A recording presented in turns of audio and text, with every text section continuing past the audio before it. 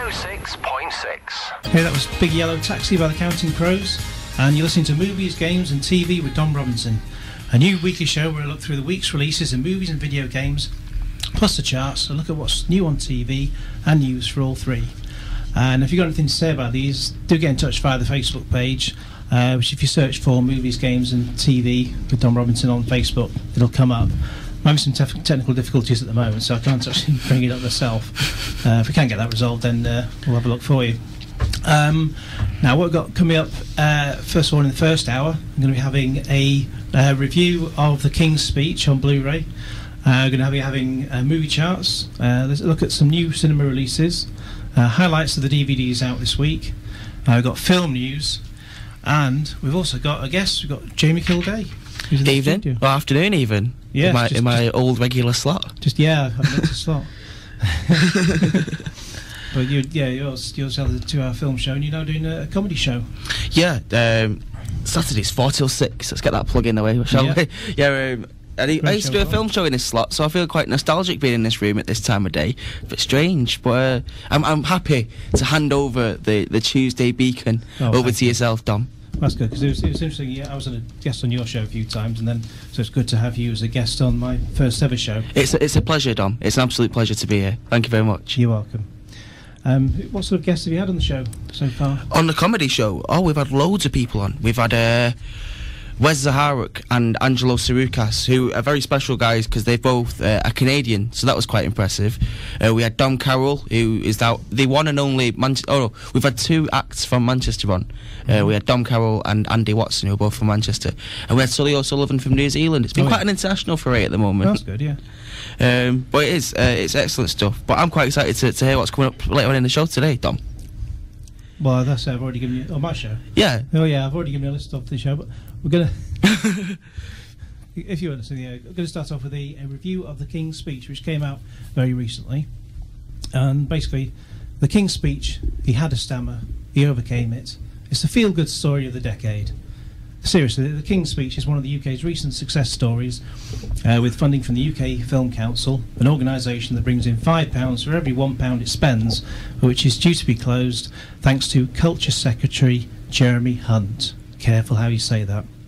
In 1925, King George V is on the throne, and he asks his second son, the Duke of York, Colin Firth, eventually to be George VI, not to march 10,000 men up and down a hill, but to give a closing speech at the Empire Exhibition in Wembley.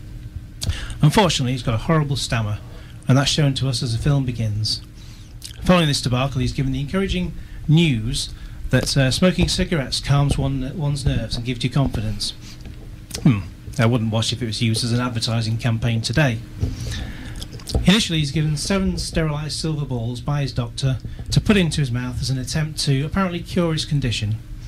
Naturally, it doesn't work, and so, without his knowledge, his wife, Queen Elizabeth, Helena Bonham Carter, goes to see Lionel Logue, Geoffrey Rush, who helps people with their speech defects, with a view to arranging an appointment, one to which he does go, but doesn't feel it's gone at all well, and calls it a day, never to return. But we all know he will. It then leads on to taking the full effect of Edward and Mrs Simpson, with Guy Pearce, surprisingly to me, taking the role of first screen brother, King Edward VIII, who initially takes the role of king after their father, George V, Michael Gambon, dies. And that also includes a lead up to World War II, where it really could be stammer time for Bertie. The King's Speech is well directed, with great attention paid to period detail, and has interesting visual quirks in two-handed conversations, and generally with the composition of the image. The best parts of the film all come between Firth and Rush, but quite frankly, a lot of the rest of it is fairly dull and overlong. I watched this on Blu-ray, and the picture is mostly good, but it doesn't quite feel like a Blu-ray should. It just doesn't feel as crisp and clear as it should do. There's not too much to shout about with the sound either, as it's just used for dialogue and some music. There's not a massive amount of extras. There's a making-of called An Inspirational Story of an Unlikely Friendship, featuring clips from the film mixed in with sound bites from the key cast and crew members, a couple of speeches from the real King George VI, and an interview with Mark Logue, the grandson of Lionel Logue and co-author of the book The King's Speech, How One Man Saved the British Monarchy. There's a few other bits and pieces, including a director's commentary in the trailer, but for such an Oscar-winning film, it doesn't really feel like they've gone to town on this one when they could have done. So for me, the film, I'd give it a 4 out of 10 overall. The whole package, yeah, maybe a 5. Have you seen this one, Jamie? I actually really enjoyed it. I thought it was a really good film. No, I watched it at the King's Speech, and I thought the acting was very good in it. I thought I don't normally like films that are based on true stories. I find sometimes they go on a little bit too long. Yeah. But I think this one kept the pace up a bit, and it didn't lag in any way. I really enjoyed it. To contrary, well, seems to be that I'm the opposing view on this show at the moment. No, I did enjoy it, and I thought it was quite well shot as well. Yeah, that's one bit we agree on. I don't feel like I'm able to sway your view on this one, Dom. No, and the trouble is I can only possibly sway it by watching it again, and I don't really want to. But, that's a fair enough point. I suppose. It's on the film, to coin an old phrase from Winner Takes All. We have a difference of opinion, Jim. That's a good 80s reference. That shows my age, doesn't it? A little bit. With me being an 80s child, I was born in the 80s, so most 80s references do go over my head. I have to apologise. That's all right. I was born in the 70s, and I'm a bit the same way with that. But after, we're going to play another song, and after that we're going to have some movie charts. So, and the song that's coming up is Kid Rock and Born Free. 106.6. You're listening to the movie show, Movies, Games and TV with Dom Robinson, and we're with our special guest, Jamie Kilday. How do you alright? I'm doing well, thank you very much. I'm enjoying the sun outside, but I wish it wasn't. We're in here. Yeah, I can see it. I can see through the window. I just see the sun outside. It's cheery, that, isn't it? That is. I thought you were going to say you had something like a sort of little portal where you could sort of. It's like there's a game review I'm coming up to later in the show of Portal 2, and if you sort of you can shoot a hole in the wall and basically have the exit to be outside somewhere if you wanted to. Yeah, you can walk through the portal, you end up outside. Yeah, that'd be nice. That let's have one of them, and I could just go. You could sunbathe while you're inside. Oh, you'd have one. You could go on holiday, and you could have one portal. Say you go on holiday to Spain, and you go, I quite like Spain, so you'd have one portal somewhere hidden in Spain. Yeah. Then the other one in your spare room. Yeah. And then you could just pop to Spain, cost you out. Whenever you feel like. Yeah, you could that. That'd be pretty good, yeah. Although, you might end up with lots of Spanish people in your spare room. It's not a well thought out plan. You'd have to hide the second portal. You could sort of do connecting with the movie theme, like Shawshank Redemption. Sort of, you got a hole in the wall, but just stick a big poster over it, so no one sees that there is a hole there. So I'd need to do it behind a billboard in Spain. Yeah. And hope that when they change the billboard, the man who's in charge of changing the billboard doesn't fall through my portal and end up in my spare room. Otherwise he'll come through and he'll blackmail you into... well, I don't know enough Spanish to be able to get myself out of that situation. That's presuming they want a holiday in our country, just with our lovely weather. I'll be honest, my spare room doesn't offer much as a holiday destination. No. You can always lock the door to your spare room. And then they can't. Well, they'll still be in your spare room, but. Oh, but then that gets even more awkward, doesn't it? Because then I've got lots of Spanish people locked in my spare room. Immigration, I'd get on my case. No, this is a poorly thought out plan. I will not be exercising it. That's a fair assessment. So, just getting back on track, we're going to be having a look at the movie charts in this section. Now, normally I'd like to start off with some UK charts. Trouble is, I'm having trouble trying to find some UK charts. Normally you can get them from a few places, either on Yahoo's site or like the Internet Movie Database, but they all seem to have disappeared from everywhere. So we have the American top 10, which is basically pretty much the same anyway, in the top section of it anyway. Number 1, we've got The Hangover Part 2 with Bradley Cooper, Ed Helms and Zach Galifianakis. Galifianakis, yeah. Galifianakis. Trying to be careful how I say that.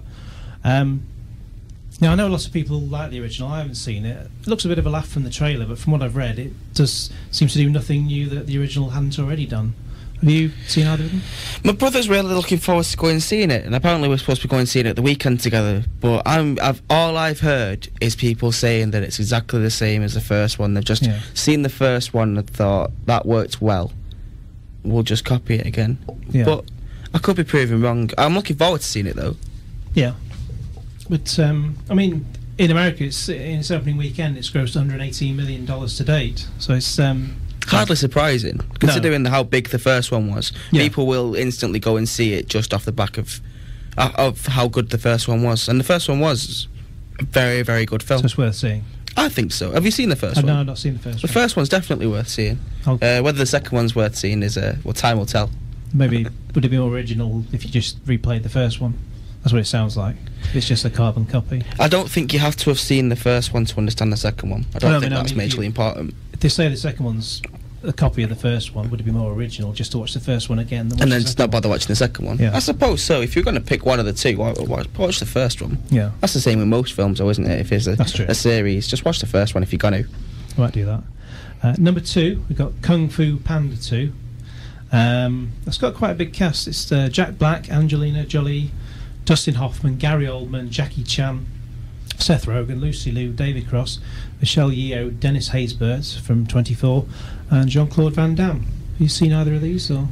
I know this is something I haven't seen the first Kung Fu Panda, but from all the news that was building up to the second Kung Fu Panda, I was really excited about it. When I was doing my film show, it was like the thing I was constantly waiting for it to come out. Every show I'd mention it because I think Michael Gondry was supposed to direct something in it as well, and I was like, that's amazing. That guy's an amazing director.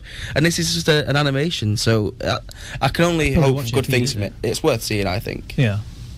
I mean, who did the first one? Did he direct the first one? Or? No, I can't remember who directed the first one, but the second one certainly built up a nice cast, and especially a big directing and producing crew of people who've added, maybe not directed it solely, but helped it along the way. So it's be worth seeing just based on that. Go and see it. Yeah. I'll have a look.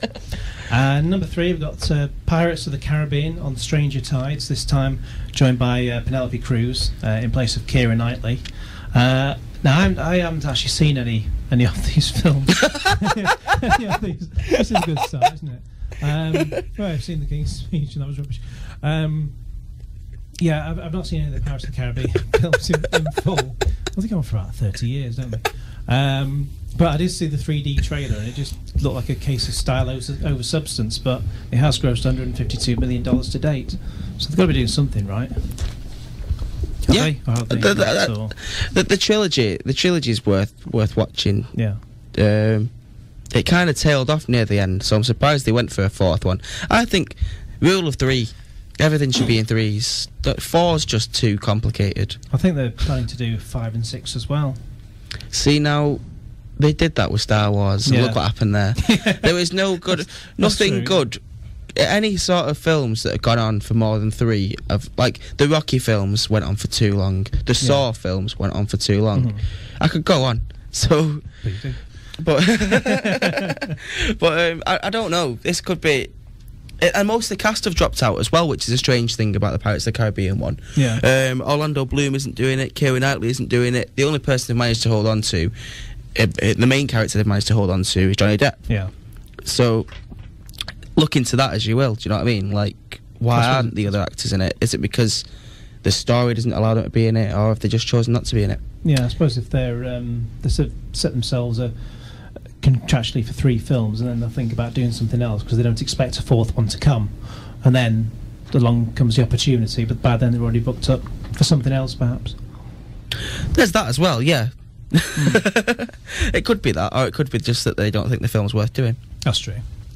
Now, number 4, a film called Bridesmaids. I don't think I'd heard of this, but about a woman called Annie Kristin Wiig, as a maid of honour whose life unravels as she leaves her best friend Lillian Mayer Rudolph and a group of colourful bridesmaids, including Rose Byrne and Melissa McCarthy, on a wild ride down the road to matrimony.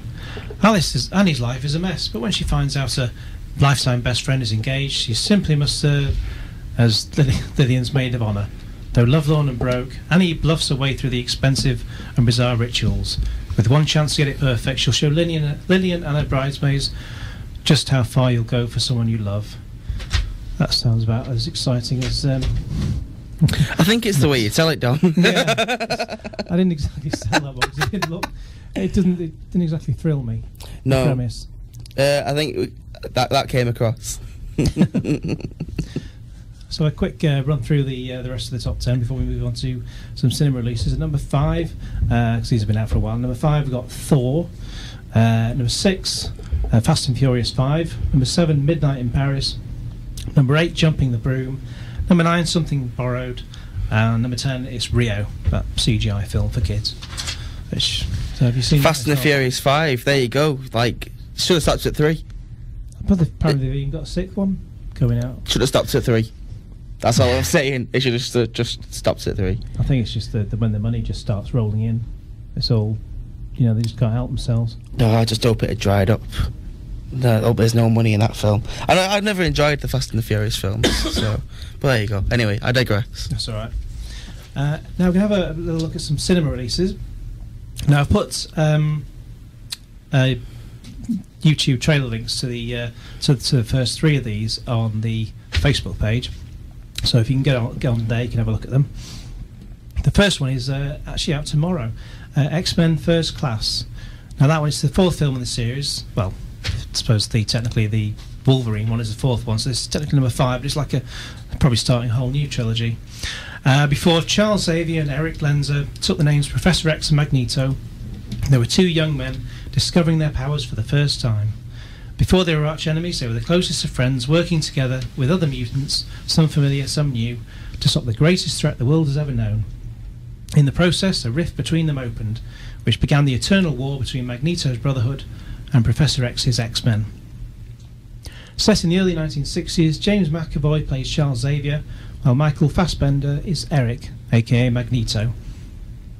The rest of the cast features Kevin Bacon, like most other films, Rose Byrne, Jennifer Lawrence, Oliver Platt, Jason Fleming, Zoe Kravitz, daughter of Lenny Kravitz and Lisa Bonet, Nicholas Hoult, and January Jones as an adult Emma Frost, whose character did turn up in the Wolverine film as a teenager, even though this film is set 40 years before Wolverine.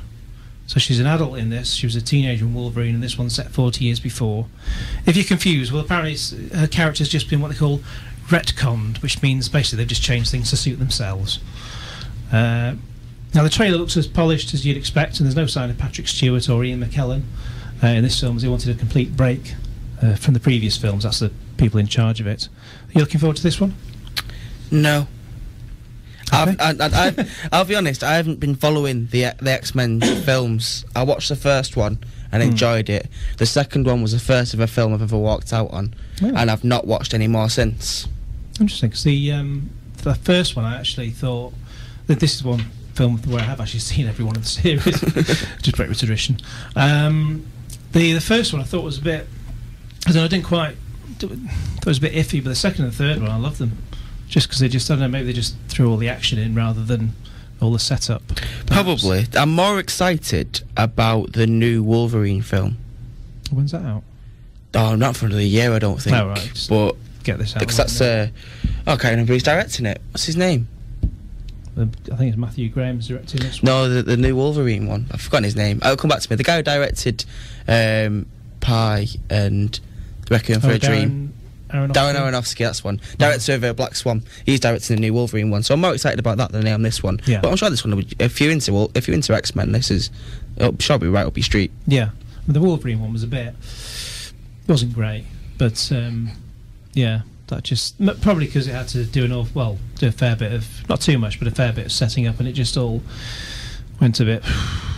Yeah, there was too much setup to us, and the storyline didn't go anywhere, so they thought, well, we're setting up too much here, so we'll throw in a lot more action. And it just didn't it didn't work for me. No, and they'll probably write a proper plot by the time they get around to the next one. Oh, well, the next one that Darren Aronofsky's doing is distancing itself from that one, and it's going to be a separate film completely. Just to confuse masses. Because Darren Aronofsky didn't think that the first one was all that good, so he just thought, I'll distance myself from that one and make sure that this one is standalone. It's not going to be connected to any other X-Men film. So it'll be a better film, but in terms of trying to get towards the storyline that the X-Men films are already doing, it'll be confusing to say the least. Will it still have Hugh Jackman in it? Or? Yeah. Well, Hugh Jackman's now doesn't work with direct. it's kind of something in his contracts that he won't do a film unless he knows the director and gets on with the director. Oh. So now any film that he does now are only with directors that he has worked with before and knows their work or appreciates them, which is a good way to work, I think. Yeah. It's supposed to be like, I know, David Fincher and Brad Pitt, they do a lot of films together. Yeah, just sticking to what you know and saying no to a lot of films, I presume. Yeah. Although it took me 3 hours to watch Benjamin Button the other night. That's 3 hours of my life I won't get back. It must have taken a long time to film if you're going to end up with a very long film or something. Yes, indeed. Did you like that film? I haven't seen Benjamin Button either. I just didn't grab me. No. I didn't know it was David Fincher until after The Social Network came out. Yeah. And then when they said, David Fincher, director of Benjamin Button, and I was like, I might watch Benjamin Button. I haven't got round to it yet. Girlfriend said it's good though. There you go. Girlfriend's opinion's always a good one to have. Yeah, it's I don't know. I was intrigued by it, but then it just sort of it was just ended up a bit like a soap opera, and just seemed to. It's a kind of film you could watch while doing other things. Yeah, So it was just a bit didn't wow me as much as I thought it would do. I was really looking forward to it, but all right, there we go. The next film is one called it's out this Friday. One called Last Night. Joanna, Keira Knightley, and Michael Reed, Sam Worthington from Clash of the Titans, are in a successful and happy relationship. They are moving along in their lives together until Joanna meets Laura, Eva Mendes, the stunning, beautiful work colleague whom Michael never mentioned. While Michael is away with Laura on a business trip, Joanna runs into an old but never quite forgotten love, Alex, Guillaume Canet. As the night progresses and temptation increases, each must confront who they really are. Well, strap yourself in and feel the G's, because this sounds as bad as it looks. The trailer just shows you a lot of will they, won't they moments, and I struggle to care. Are you going to give that one a miss, Jamie? I'll be honest, I don't go to cinema as often as I should do, and so this won't be top of the list. No, I think the next film I'll probably see is A Hangover 2, and then after that it'll be another 6 months until I go to the cinema again. I'm about that sometimes. The next film is one called Screwed, which is says this film is a semi-biographical story based on the experiences of former prison guard Ronnie Thompson, who spent 7 years working in some of the UK's most dangerous prisons. Based on Thompson's book of the same name, the project stars James Darcy, Master and Commander, Noel Clarke, Kid Adulthood and Doctor Who, Frank Harper from The Football Factory, Jamie Foreman from Layer Cake, Andrew Shim from This Is England, and Kate McGowan from Stardust. The story revolves around former soldier Sam Norwood, who takes a job as a prison officer when he returns from Iraq and becomes exposed to the underworld of prison culture, including corrupt guards and drug trafficking. Now, the trailer for this, which is violent and uncompromising, to me does look far more intriguing than any of the other films out this week. I'd never heard of this before. I was looking it up though. No, that was something I discovered when I was doing my film show, that there's a lot of films which seem to get a lot of under-publicised, I suppose. Yeah. The cast, good British cast. Yeah.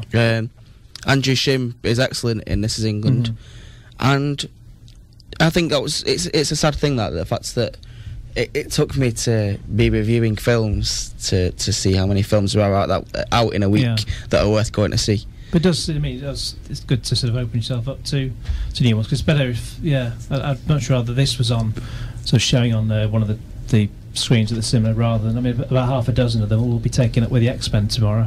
Yeah, I'm sure of that. And probably all of them will be in 3D or something, just so that you can charge you an extra £2 for going. Yeah. I'm not gonna. No, don't get me started on 3D. Move on. We might do.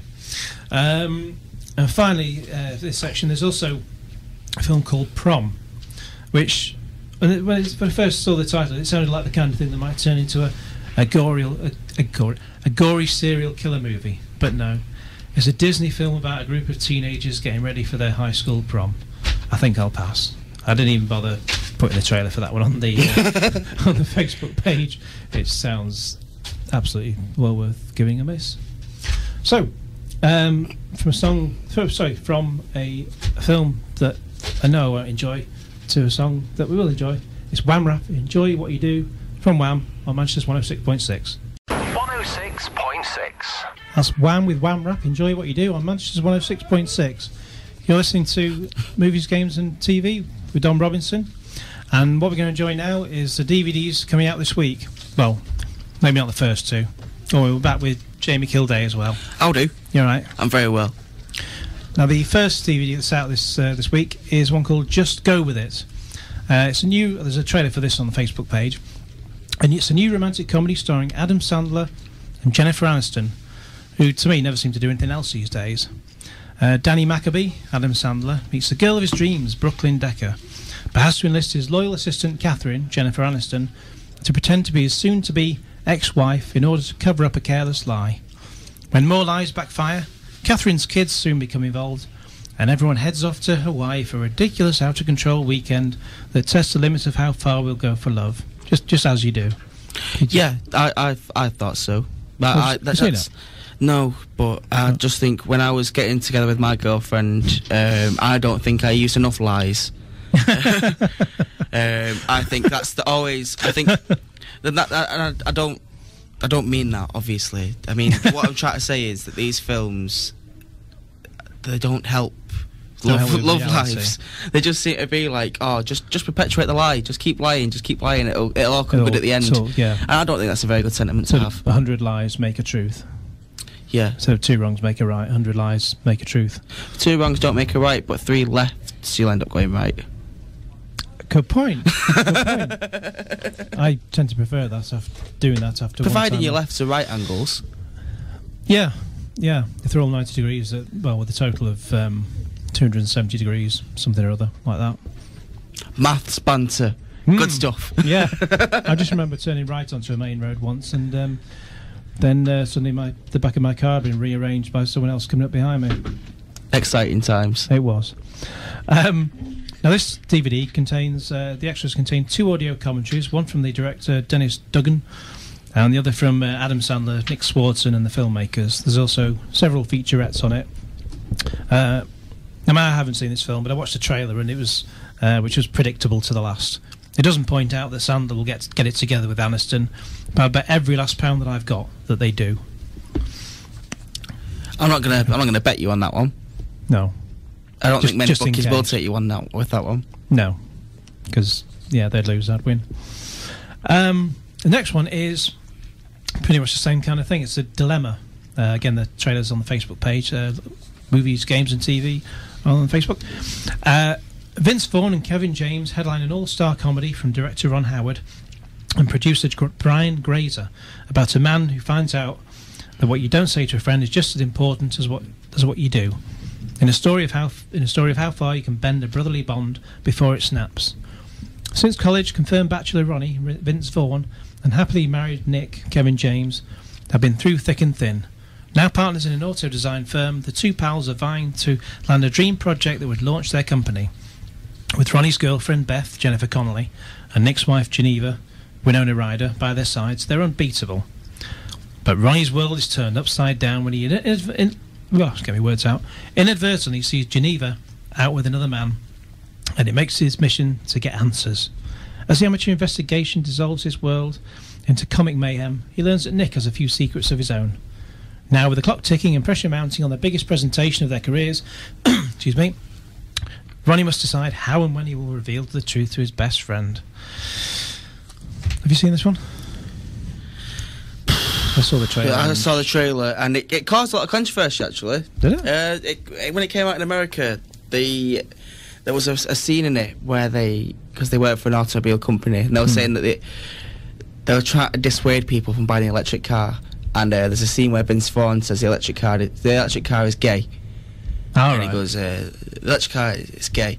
And so this caused a lot of uproar from people saying that you shouldn't use the word gay as an insult, which is a fair enough point. And so it caused a lot of controversy, but in the same way caused a lot of publicity even. Yeah. So it's a double-edged sword, isn't it? I'm sure these things they obviously planned it that way. They must have done. If not, to get some publicity. Yeah. But again, it's just another naff rom-com, isn't it? If you're into rom-coms, it's just another one. Something to watch if you've literally nothing else to do with your evening. Yeah. The next thing we got is actually a TV series which I've not seen, but it's supposed to be really good. It's called Treme, That's the season 1. This is from David Simon, creator of The Wire. Treme is already in the middle of its second season in the US. It's a drama series. It's also co-created by Eric Overmyer, who worked with Simon on The Wire, and takes its name from a neighborhood in the city of New Orleans. The city begins 3 months after Hurricane Katrina, where the residents of New Orleans, including musicians, chefs, Mardi Gras Indians, and ordinary New Orleanians, try to rebuild their lives, their home, and the unique culture. That's supposed to be really good because it's like top of the Amazon charts. Near enough stuff that's out this week, but the basic description isn't exactly selling it to me. No, see the Wire. Yeah, massive hit. Everyone's loving that. So it's worth a shot. Just rising off the back of that, it's got to be good, isn't it? Yeah. If it's not, then there's a lot of disappointed people who've bought it on Amazon. David Simon's done something seriously wrong because The Wire was absolutely fantastic. Now, what we're going to do now, we're going to have another song, and then we're going to have some film news. Ooh. All right? Excited. So, you listen to Manchester 106.6, and we've got Lutricia McNeil with Stranded. 106.6. Okay, that was Lutricia McNeil with Stranded. You're listening to Manchester 106.6, and this is Movies, Games and TV with Dom Robinson.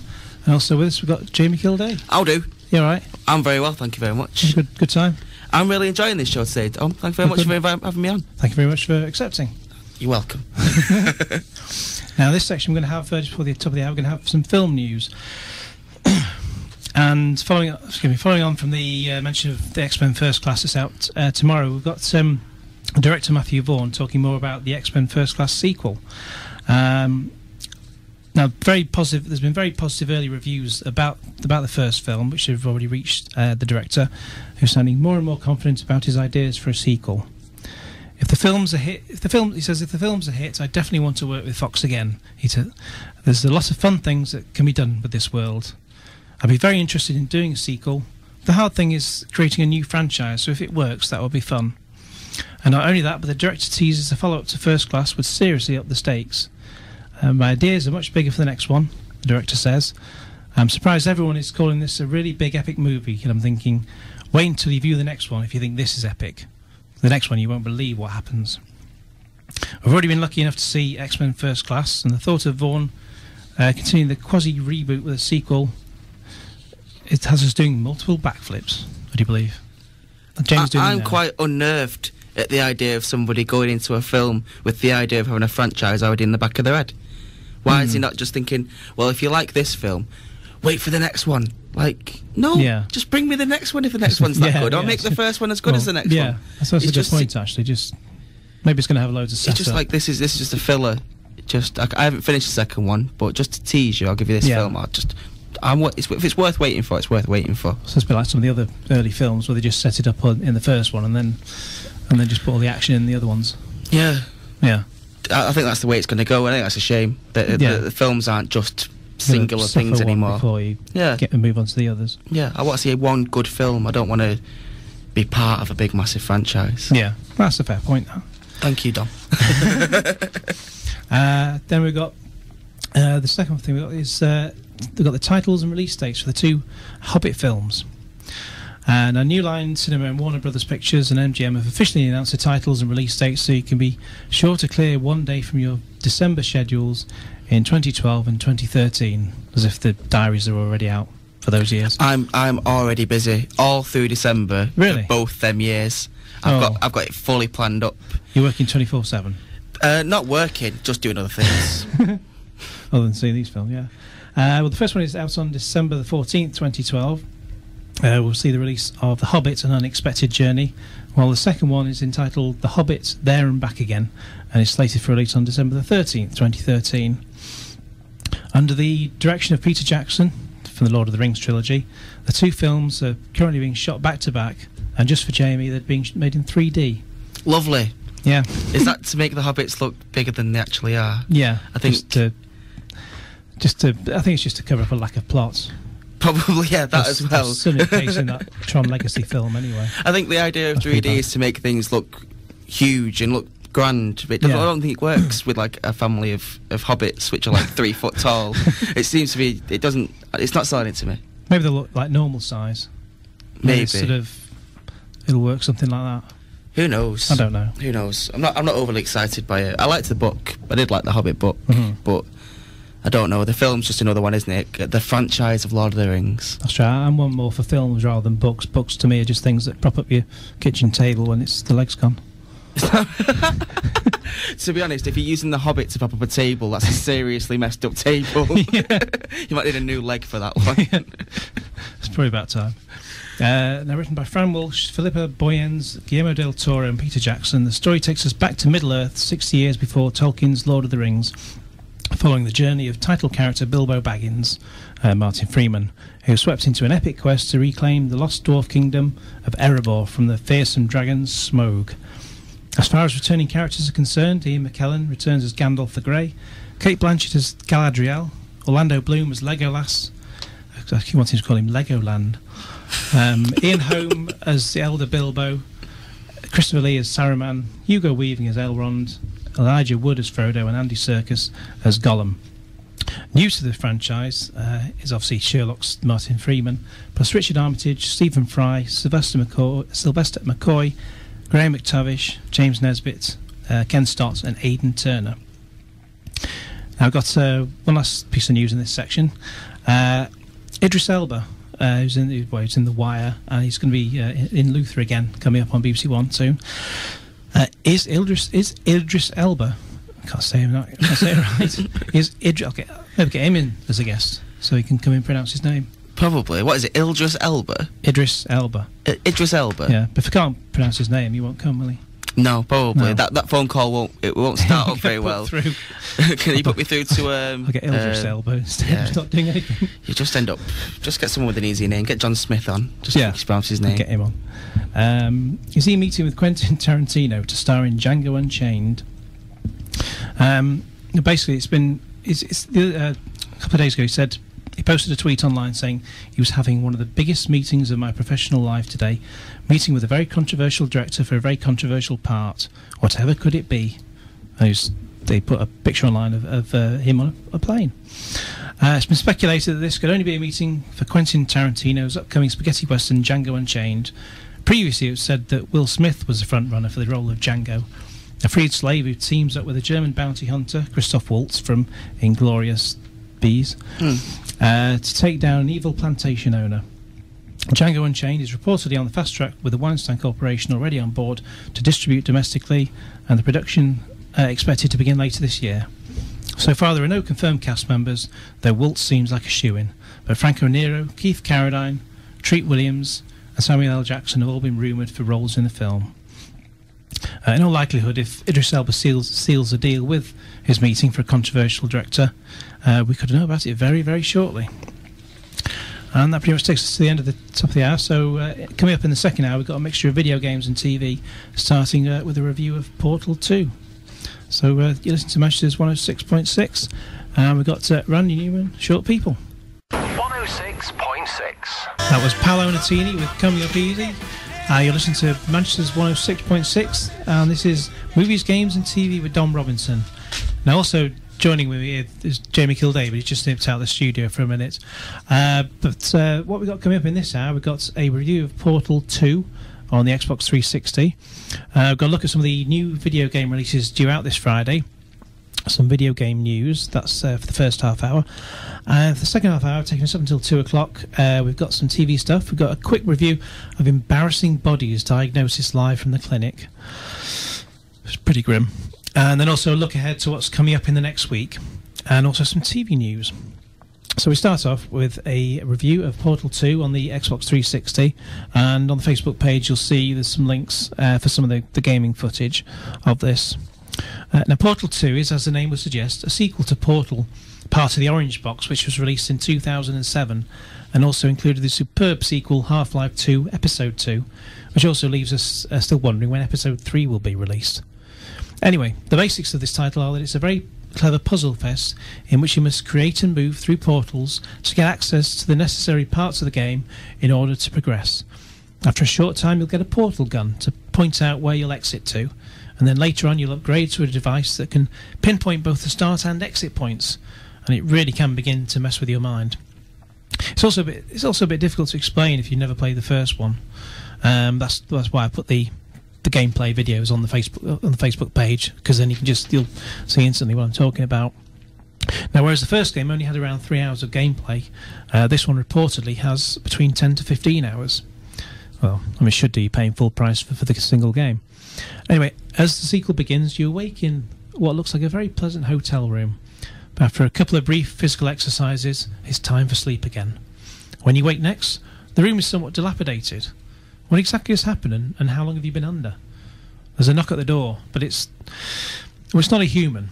It's a personality core called Wheatley, voiced by Stephen Merchant, who's been rather slightly annoying recently following a recent banking advert. And he tells you that after something went wrong, you're one of 10,000 test subjects who's been under sedation for far longer than you'll ever know. It soon becomes apparent that Aperture Science Laboratories has deteriorated beyond repair, but you've got no option but just to traverse from level to level. You'll soon come across GLaDOS, though. After all, there wouldn't be a Portal game without her. But she's rather annoyed with you for having killed her in the last game, as anyone would be. And the place has gone to rack and ruin without her fine touch. So everything looks and sounds rather eerie and in pieces. Now, the game contains very trippy audio, which sounds like it's come out of the BBC Radiophonic Workshop circa 1981 for the Hitchhiker's Guide to the Galaxy. And the graphics are as sharp as before and interact without a hitch. If you go onto my YouTube, so I've put links on the Facebook page anyway, but if you go onto the YouTube channel, DVDfever Games, which is my channel, you'll see a lot more gaming footage on there, and that's a testament to the fact of just how good the sound and graphics are. I do have one gaming-related annoyance with this sequel, though, which is that you really had to think about where you were going in the first game, but here many of the levels only contain a handful of specific walls where you can place a portal, with the rest just being impossible to use. Thus, it soon becomes clear roughly where you meant to place one, which rather defeats the object and loses the game a couple of enjoyment points. Beyond that, though, it's faultless. Overall, it's more Portal. You love the first one, you know you want this one, buy it. That's all, basically.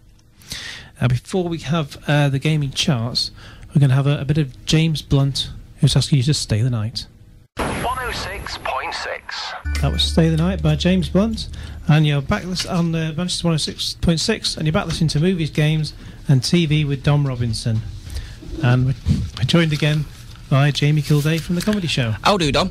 Are you alright? I'm very well, thank you very much. I've just had a cup of tea, so I'm lovely now. Ooh, just do with a cup of tea, actually. But, there we go. I'm sorry, Dom. I used the last of the water. Oh, no. And the last of the milk. What if there's no more water on the planet altogether? And the last of the sugar. There is no more sugar, tea, milk or water left for anybody ever. I'll have a cup of air. Okay. That'd be alright. Can you get me? Yeah, I'll have a cup of air after the next song. Lovely stuff. Now we're going to have first of all we're going to start off with the top 10 games charts. Could run through the whole top 40, but yeah, just put you to sleep if I did that. Going straight in at number 1, excuse me, is L.A. Noire, which is a 1940s Los Angeles crime thriller game from Rockstar, who brought you the Grand Theft Auto series. Now, I could go into detail about this, but I've got a review coming next week, so you're going to have to wait. I'm excited. I've only heard good things about this, so I'm looking forward to your review. I'll say nothing. Oh. We'll see. We'll see how it nice turns tease out. forward. Number 2, we've got Lego Pirates of the Caribbean. You just can't seem to get away from them. You have Lego Star Wars and Lego Pirates of the Caribbean. Are you a fan of the Lego games? No, my nephew is, but I don't get it. I think even at the tender age of 23, I'm too old for them. I think the Lego games, I don't know, they're fun. Just seems to be the same thing, but with Lego characters. You may as well just have a motion capture of the real thing. You could do, but I think the Lego franchise is such a big franchise that it'll sell to a younger audience, maybe. I don't know. They seem to be doing well with it, though. Yeah, that's true. Because we've had, Lego, Star Wars, Indiana Jones, must be a few others. Or Pirates of the Caribbean, Pirates of the Caribbean. It's got to number 2 as well, so... Yeah. It's obviously doing something right, I think. Well, yeah, that's true. Number 3 is Brink, which is a first-person shooter, which looked pretty good from a video I saw online. I'm not sure if I put this one on the Facebook page, posted by the creators Bethesda. But from what I've read, it's too short and rather a missed opportunity.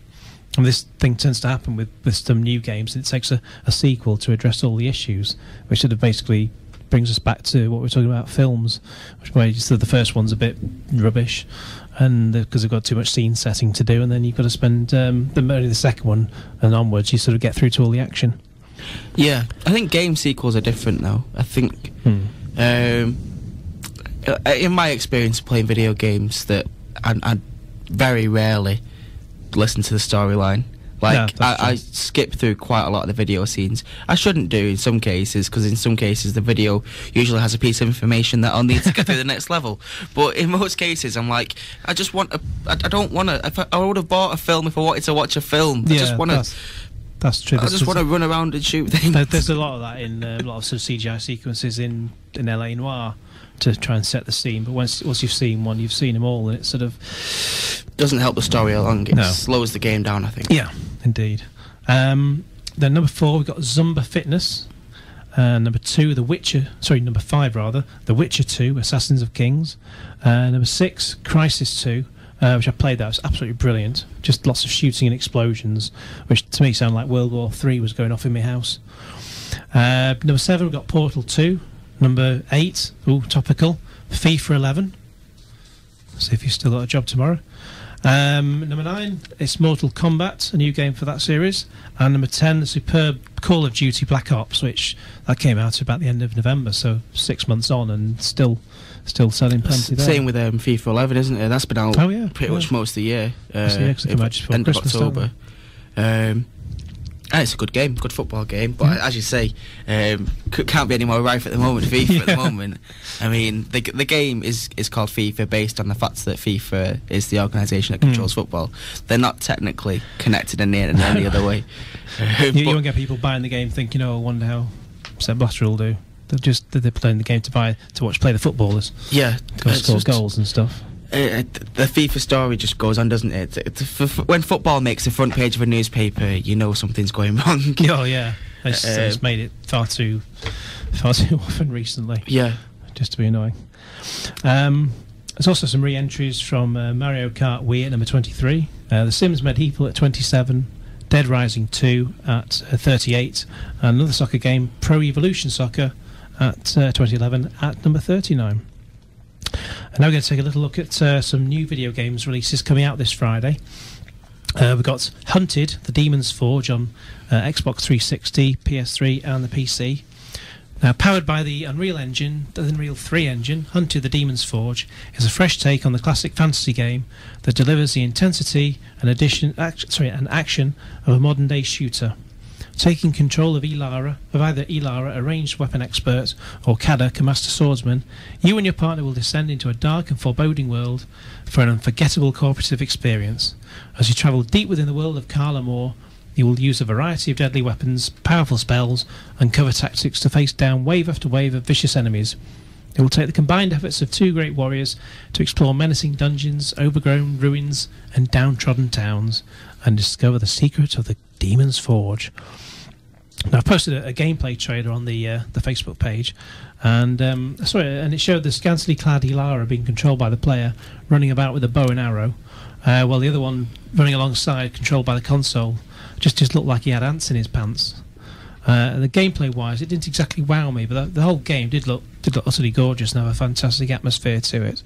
So have a look at the trailer on the Facebook page, and see what you make of it. Post a comment. Now then, the next one we got is, well, everyone's heard of The Sims 3, or the whole Sims franchise in general, and we've now got an expansion pack for Sims 3 called Generations. So you can enjoy a whole spectrum of rich life experiences with your Sims. Start off in the imagine-fueled world of childhood and embrace the drama of the teen years.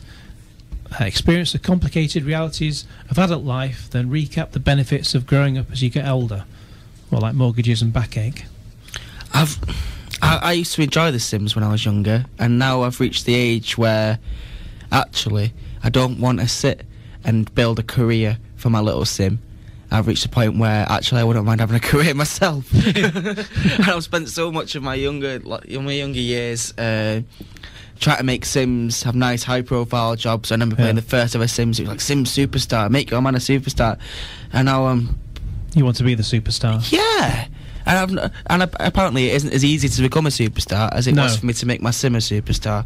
Maybe someone's controlling us. Oh, don't get me onto that. We're here for hours. We would be here for hours. I had a strange phone call with a man once, if I'm allowed to digress, where I was working at a call centre and I had to ring people, and this man kept me on the phone for half an hour, discussing the existence of humanity and where we came from, what's next. Half an hour I was on the phone to this man. I said no more than 3 words. The man was constantly going on, and so now I'm more informed. That's all I can say. But I do wish I had that half hour back. Yeah, but you probably had to have a more engaging conversation with someone else after that. So it was like a half hour off for you. Probably, yeah. In terms of work, I didn't have to do much. Sit there and for about half an hour. I remember once having that bit of a call like that in a call centre, but the plus thing was that I just had my lunch, I got my cup of tea, and I just let him ramble on. It was literally, it didn't last for half an hour. I just sat there and drank my tea, ate my banana, and it was had a nice relaxed stare out the window for half an hour. It was informative, and he was a man of, he had opinions. Whether they were informed opinions is a different matter. But anyway, I digress. Now we're going to have another song, and then we're going to move on to video games news. The song that's coming up is Police and Don't Stand So Close to Me. You're listening to Manchester's 106.6. 106.6. Okay, that was The Police with Don't Stand So Close to Me. And you're listening to Movies, Games and TV with Dom Robinson on Manchester's 106.6. In this section, we're going to have, just before the half-hour point, we're going to have some video games news. Now, the first thing I've got for you is... everyone's heard of Google Maps, and I use it enough. I use it all the time just to find out where I'm going. If someone, I got a D for GCSE geography basically, and I need a sat nav to get to the corner shop. But if you're a big fan of Grand Theft Auto 4, as most people are, then if you go to GTA4net/map, you'll find those hardcore Nico lovers have not only recreated the real fictional Liberty City using the Google Maps engine. They've even cobbled together 80,000 screenshots to provide full-blown Street View as well. Now, this isn't available on Google Maps itself. It'd be pretty cool if it was. It just uses the engine, as they call it. So you just have to go to your browser and just type in GTA4.net/map, and it's just good fun to manoeuvre around as if you actually lived there. That's good fun. Excuse me. Next thing we've got out is Call of Duty Modern Warfare 3. A date's been given for that. The global warfare is raging, and the battle will begin on the 8th of November, when cultural phenomenon Modern Warfare returns with a worldwide release of Call of Duty Modern Warfare 3. It's the newest instalment in Activision's #1 first-person action series, and is being developed by Infinity Ward and Sledgehammer Games. Eric Hirschberg, the CEO of Activision, said, Call of Duty Modern Warfare 3 is by far the most epic Call of Duty experience yet. The teams have worked tirelessly to create for the Call of Duty player a scale that is unimaginable, with a level of polish and creativity that will push the genre forward. The passion and energy of our developers is reflected in everything about the title, from the innovative gameplay to the cinematic intensity to the most advanced multiplayer ever. Modern Warfare 3 will raise the bar for this already incredible franchise. And when I played the last one, Black Ops, I did find that the gameplay had improved a great deal since the previous time I'd played one of them, in that the other men that you're trying to control, they do actually follow you, and the enemies, they do react like normal people would. Not that I've ever done anything like that in real life, but the previous games years ago, that you just find the men that you're trying to control just sort of running into the corner of a wall, and then you couldn't get them to actually turn around and follow you. So it's just like they had something wrong with them. But they've finally addressed that issue. And also one bit of news, we've got the Sony Next Generation Portable, or NGP. It's hopefully going to be something like the successor to the PlayStation, the PSP. It could be called PlayStation Vita. According to multiple sources, this is what's going to happen. Mega Rock Blog was allegedly the first publication to leak the name, although the post has since been pulled, and an apology calling the article one of the stupidest things the poster had ever done uploaded in its place. However, Rip 10 has since claimed that an inside source has confirmed that the device will be named PS Vita. Also, internet domain names for PlayStationVita.com and PSVita.com were registered in April. The official name of the NGP will be confirmed at Sony's E3 press conference on June the 6th. Now, if you're a fan of the Splinter Cell trilogy, it's going to be delayed. Retail listings have suggested that Ubisoft's Splinter Cell Trilogy HD has been delayed, and that the collection was originally slated for March before being postponed until June. However, Amazon, GameStop and Gamefly now have it listed for August the 2nd. Ubisoft is yet to confirm the new release date. However, the studio appears to have gone back on the June launch, stating, "We do not currently have a shipping date for it. It will be sometime this summer." The PlayStation 3 exclusive will update the original Splinter Cell and the sequels. The original Splinter Cell and sequels Pandora Tomorrow and Chaos Theory with HD visuals. In addition to a retail release, the pack will be available to download via the PlayStation Network. Presuming that's actually still up and running properly by then. And that brings us to the end of your video game news, and then after another song we're heading over to look at TV and some TV programmes watched in the past week. Starting with, we're going to look at Embarrassing Bodies, Diagnosis Live from the Clinic, which is pretty gross for 8 o'clock at night. So we're going to have a bit of a song now, and we've got Oasis with the Hindu Times, and you're listening to Manchester's 106.6. 106.6. That was the Hindu Times from Oasis. You're listening to Manchester's 106.6. This is Movies, Games and TV with Dom Robinson. And we're joined again today by Jamie Kilday from The Comedy Show. How do? Hello. I'm very well today. I'm in such a good mood. That's good. What's put you in a good mood? I don't know. Might have been a cup of tea. Might just be the sunny weather. It might just be I'm enjoying the show so much. Thank you, Dom, for having us as a guest. You're welcome. Lovely today. Thanks very much for coming in. It's been great to have you on. Cheers. Now we're going to have a look at a TV pro. Well, this section is all about TV now, taking us up until 2 o'clock. And the first, basically the programme we're going to take a look at that's been broadcast in the past week. I don't know whether you saw this, Jamie. Embarrassing Bodies, Diagnosis Live from the Clinic. Did you see any of that? I'm puzzled as to why these people feel the need to go on TV. Live as well.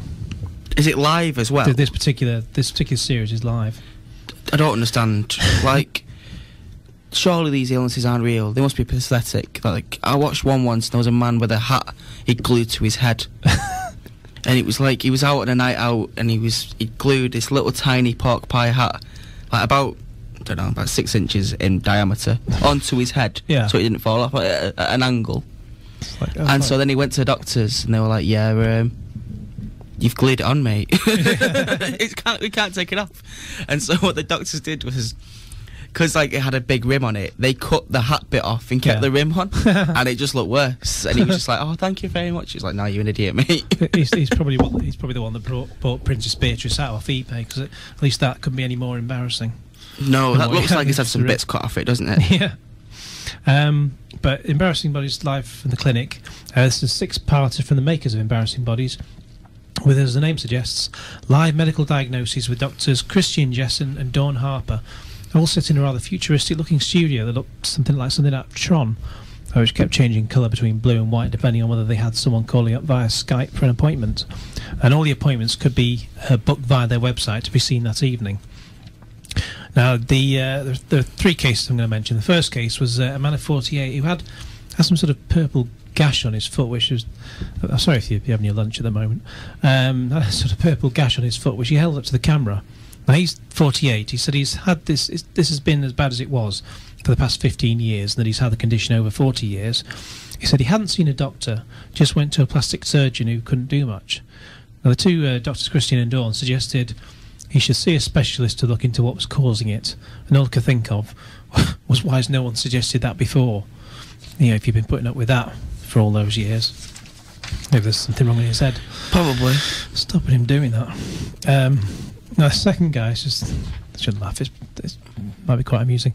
Was a man, again, apologies if you're having your lunch, a man whose nipples stuck out just because he goes to the gym a lot. A Christian said he was quite embarrassed himself because he has the same problem, because he just said, I am quite nipply as well, and that's because he goes to the gym a lot as well. So basically there's nothing wrong with him, it was just, You said then, maybe I shouldn't laugh at these things. Now, I think this programme isn't a serious programme. You can't tell me this programme is there, because the embarrassing illnesses aren't common illnesses. Like, they're not things that are common and embarrassing that people are embarrassed to go to the doctors about. They're not like... It'd make more sense if they were saying, oh, someone's got an embarrassing rash, it turns out it's cancer. Like, and they said, look, this is an embarrassing illness that someone might go, oh, I don't know what that is. So they won't go to the doctor because it's in an embarrassing area. Whereas these people have diseases which they always reveal. 1 in a million people get this, so that's like 60 people in the whole of the population of Britain would suffer from that. I just don't. I don't want to say these people are being. They are. You shouldn't laugh, but they are being set up to ridicule. That's the point I'm trying to make. The fact that the programme is set up so that you are geared to laugh at them, even though you shouldn't laugh. But the programme doesn't help that. No, especially with a massive screen to broadcast their ailments on. Yeah. And the third, the third one was a guy from the West Midlands who had a very severe case of, I don't know if I can describe it on air, but he had warts in an area you really wouldn't want them with close-up pictures to match.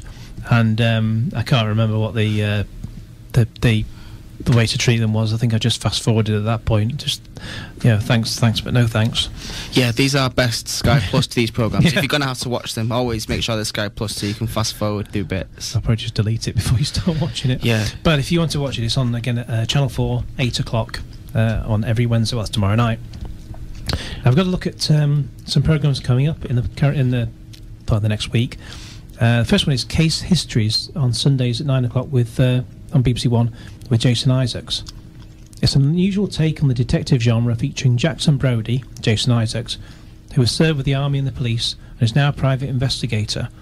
Jackson takes on the mysterious case of a girl who went missing 30 years ago, as well as helping a grieving father to find the man who murdered his daughter, all whilst trying to deal with flashbacks to his own traumatic past. And it stars Amanda Abingdon from Married Single Other, Natasha Little from Mistresses, Fenella Woolgar, who I only remember when I looked her up, she played Agatha Christie in Doctor Who in the episode The Unicorn and the Wasp, Kirsty Mitchell from Murphy's Law and Monarch of the Glen, and she also did the voice for Natalia Simonova, the GoldenEye 007 video game that came out last year. Now that does look quite an interesting programme, so I'm going to take a look at that. Sunday 9 o'clock on BBC One, and have a watch of that, because we'll be mentioning that next week. Now, this Saturday at 6:40 on BBC One, it's the final episode of Doctor Who before the summer break. Now, normally you'd expect 13 episodes to come in one go, but this time they're having 7, doing something a bit different. They're having 7 episodes, then they're going to have a break over the summer, and then have another 6 from September onwards, which kind of helps really, because there was no you probably don't get that many viewers during the summer, and they started, and because Easter fell late this year, they ended up starting the whole series late anyway. But this episode is going to be called The Good Man Goes to War. Now, I'm not going to give any spoilers beforehand, but I will be discussing this series as a whole next week, because I've got a few things I want to get off my chest about that. Because do you watch Doctor Who? No, but I did see in the Metro today, page 3, they're getting rid of the Daleks. Is this a spoiler, or is this just something? No, it's page 3 of the Metro. Oh, right, it's not. Is it just in general? Yeah, they're not going to be carrying on with the Daleks. That's good in a way, because they just seem to just bring them out every time. They needed a bit of time to fill. I think that was pretty much it, isn't it? They become such an institution that they didn't think to build a story around them. They just go, oh, this story's a bit weak at the moment. Let's throw in a Dalek. People love a bit of Dalek action. Last time they made them look like Teletubbies when they regenerated them, or whatever you do with Daleks. They just all looked completely different to what they were. It's bizarre. I was talking to a friend about comic books and saying how early comic books said things or did things without thinking about the plausibility of them. Yeah. So like how Superman could go into a phone booth and come out as Superman. Yeah. You go, well, where's his clothes gone? Where's the clothes? Are they Yeah. still in the phone booth?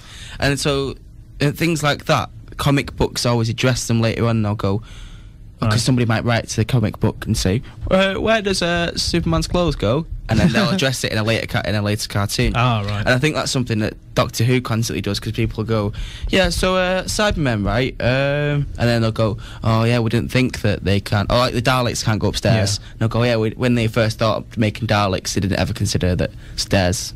Could be an issue. Yeah, so that's why they address that in later episodes. And you go, Just make them elevate and all the rest of it. So basically, if there's something that's annoying you in a Doctor Who episode, if you get enough of you to write a letter concerning it, so if you say, "Why does he always wear his scarf so that it to the left?" I don't know. Yeah. And then in a future episode, they'll probably address the fact that he's right-handed. So I don't know. I don't know what it is. Who knows? I don't know. Who cares enough to write a letter in? When I posted a video online of they're talking on Breakfast about Stephen Moffat sort of having a blast at fans who wrote spoilers, and then I found myself, I wasn't even following him, I managed to get myself blocked on Twitter by Stephen Moffat, who's bizarre. Ah, well. Bizarre. There you go. Oh, well, I wasn't following them, I won't be following him now either. The other programme just got to mention it is Lead Balloon, which starts again. Now it used to be on BBC 4, but now they've finally seen sense and they're going to put it on BBC 2. This is starting at 10 o'clock tonight. An episode called Pig. Jack Dee returns as failed stand-up and serial liar Rick Spleen in the 4th series of the critically acclaimed comedy. Rick's career is at an all-time low, even when his idea of writing a novel gets stuck on page 1. So when a Sunday newspaper wants to do an at-home with feature about his partner Mel, Rick naturally tries to muscle in on the action. But when he decides that having a pet pig would look good in the photos, Rick proves that if nothing else, he's a prize-winning author of his own downfall. Along with Jack Dee, we've got Raquel Cassidy, who was actually in last week's Doctor Who. Excuse me. Last week's Doctor Who. Sean Power, Anna Crilly as Magda the maid, and Antonia Campbell-Hughes as his daughter. You a fan of Lead Balloon, Jamie? I'm a big fan of Jack Dee. I do admire his stand-up. I think it's a very good stand-up. I thought Lead Balloon was a little bit too much like a poor man's Arrested Development. Not Arrested Development, Kirby Enthusiasm. Yeah, it is better. Sometimes works on its own to a degree, but yeah. But I think it's good and it's worth watching and it's funny. It is very funny. But I'm constantly making parallels with Kirby Enthusiasm in my head, and I prefer Kirby Enthusiasm a lot. I have to keep waiting. When's the next series of that going to begin? Because they usually bring them out about every 2 years now. But I saw a trailer or a teaser like of him walking through New York around about January, February. I kept thinking, it must be starting soon. And we're now, it's June tomorrow. Was that not a trailer for Whatever Works? I think it was the Larry David film that he was in, the Woody Allen film that Larry David starred in. Oh no, it was just him, just walking like sort of 30-foot tall Larry David walking through New York. Okay. So it's just like it's really good. Like Godzilla. Up online. Yeah, it's like Brilliant. Godzilla. And I was really smart, but I thought, actually, it must be coming back. Still waiting. Oh well. So probably like make it the autumn like they do with all these things. Yeah, probably. It's a bit of a shame because it is fantastic. Well, it won't come out in the summer now because nothing ever does in America, does it? Okay, we're going to have another song now, and after that we're going to have some TV news. I'm going to be telling you, for those who do watch it, who's going to be the official X Factor judges. Will it be Cheryl? Will it won't be? But the song we're going to have, Elvis Costello with Oliver's Army. You're listening to Manchester's 106.6. 106.6. That was Elvis Costello with Oliver's Army. And you're back with movies, games and TV with Dom Robinson, and we're still joined by Jamie Kilday. How do? Oh, you're right. I am very well. I've really enjoyed this show. Thanks very much for having us on. Thank you very much for coming on. So, get you back again sometime. Well, you'll have to book it in my busy schedule. It can't be over December. No, definitely not Busy. December, because he's busy. He's booked out the whole of the Odeon, so you can just sit there and watch the Hobbit films back to back. That's why you're busy, isn't it? Not. Maybe. Could be. I don't want to disclose too much information over the radio. Specifically asking for the 3D versions.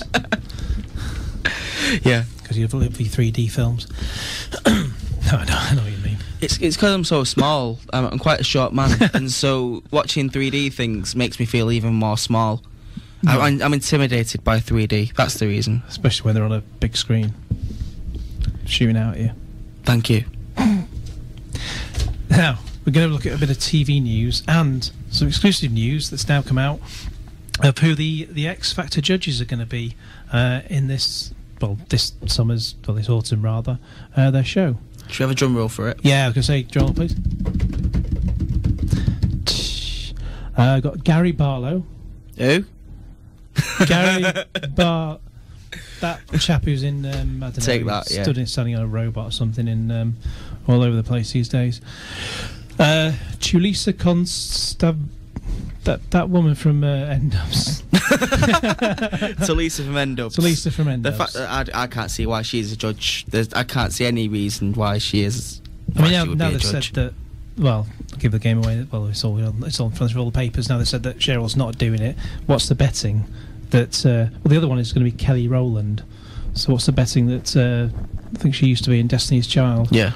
What's the betting that one of them two drops out before, and then they make another headline saying Cheryl's in the show?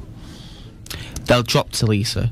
Yeah. Kelly Rowland's a big name. She's been in the business for years. That's true. With Destiny Child and that, whereas Tulisa is still making the odd BBC Three documentary and making some rather. Have you watched that Being End Ups? Have you actually watched it? It is possibly one of the worst things in the world. It's just. Done about I don't 3 know in the morning if or something. Say that again. It's on about 3 in the morning or 11:30 at night or something. I'm not quite sure.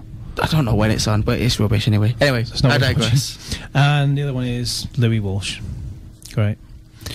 I don't mind Louis Walsh. He looks like Charlie Brown. He does, but he's done well for himself. People forget that he managed. Well, they don't forget. He constantly reminds people that he managed Boyzone and Westlife. But you think the success that Boyzone and Westlife had, unimaginable success. He did that. Yeah. It wasn't just Boyzone and Westlife that did that themselves. He did that. He made them the big stars they are. So I think he gets for his stick. He's done well for himself. Like Pete Waterman as well. He used to get a lot of stick, and look at the things he's managed. And Simon Cowell. Yeah. So fair play. I don't mind them as judges, but it's when you see other people that have less achievements. Like even Cheryl Cole hasn't achieved that much. She's achieved a lot through the help of other people, and I'd rather see the other people being the judges, not the people who are behind people it. who've been there a long time. Yeah. People who eventually the winner of X Factor is going to end up having to work with. But there you go. Well, they'll probably end up being one of the panelists one day. Yeah. Now I've got something that's coming up in EastEnders. Now this probably had to do with your job on day one. I'll admit I'm a big fan of El Dorado when that was on 92, 93. I was 4. It's probably best forgotten. It's a soap that ran for a year. They wanted it to run forever, and I enjoyed it. It was just utter rubbish, but it was entertaining rubbish, I found. But Polly Perkins, who's best known for her role as Trish Valentine in El Dorado, she's to join the cast of EastEnders as Dot's sister Rose. The siblings have been estranged for most of their lives since Rose did the unforgivable, embarked on an affair with Dot's husband Charlie.